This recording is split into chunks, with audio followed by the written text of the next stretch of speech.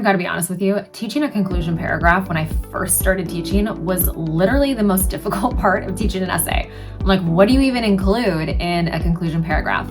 And I'm here to tell you that I have discovered the easiest and most effective way to teach conclusion paragraphs to your students, and that is exactly what I'm going to cover in today's video. Before we dive into anything, make sure that you hit subscribe where you are watching this video so that you have more videos like this.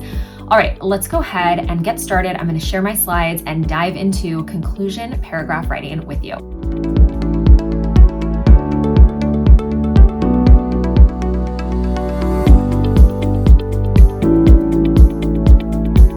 Everything that I'm going to cover with you in these slides comes directly from our EB writing program. And if you're interested in learning more about that, I've included a link where you're watching this video.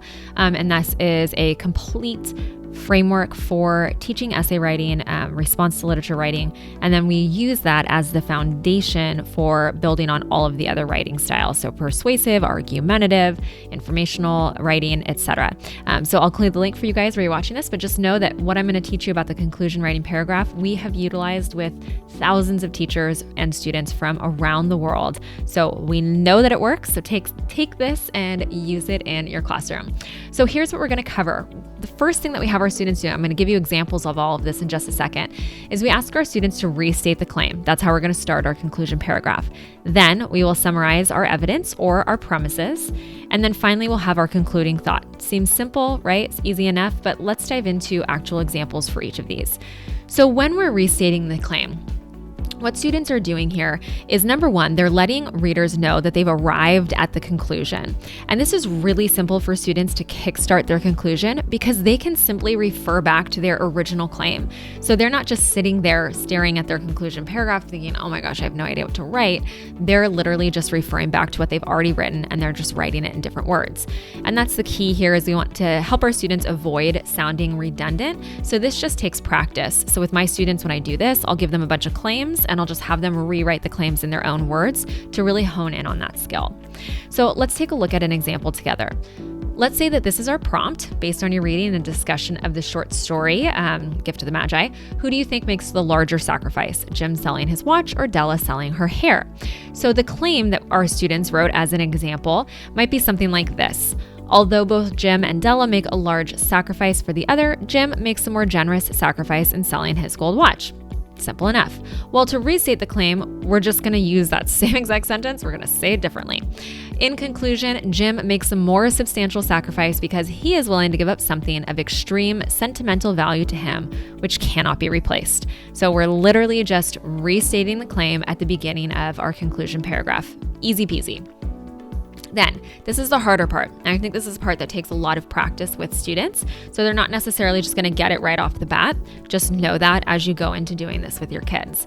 So here, the second part of our conclusion paragraph is going to be summarizing the evidence. So essentially what we're doing here is we're reminding the reader of the premises, or if, depending on what language you use to teach literary analysis, essay writing, this might be something like a topic sentence.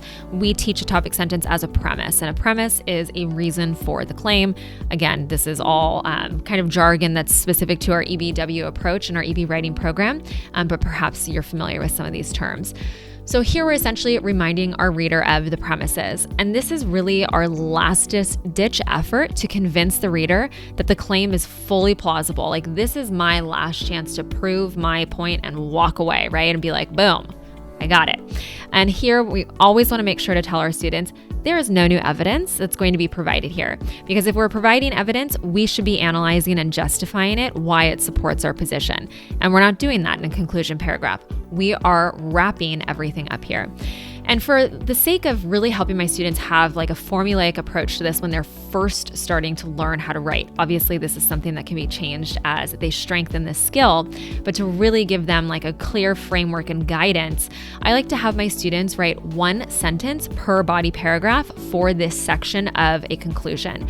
So if their essay has 3 body paragraphs, I'm going to have my students include 3 sentences that is summarizing the evidence or reminding the reader of the premises. So I want to give you, again, an example. So going back to, using our restatement of the claim right at the beginning, then I'm going to have 2 sentences that are summarizing the evidence because I only had 2 body paragraphs in this essay. So here you can see it highlighted in pink. And we say this is evidenced when the reader learns about the history of Jim's watch. That was my first body paragraph's premise, was all about how Jim's watch holds extreme sentimental value to him. It was his father's, right, etc. All the historical stuff behind it, and why that was a bigger sacrifice than Della cutting her hair because, as we'll see in the next sentence, her hair eventually grows back.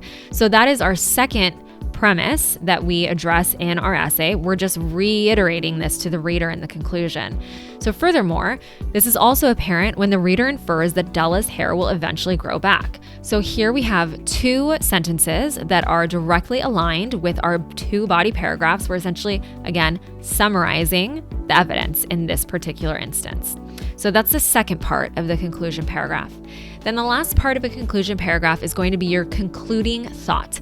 This is what we like to tell our students, your mic drop sentence. You literally end your essay with this, you drop your mic and you walk off the stage. You're like, boom, I am right. My evidence supports my claim. My justification is on point, yada, yada, etc.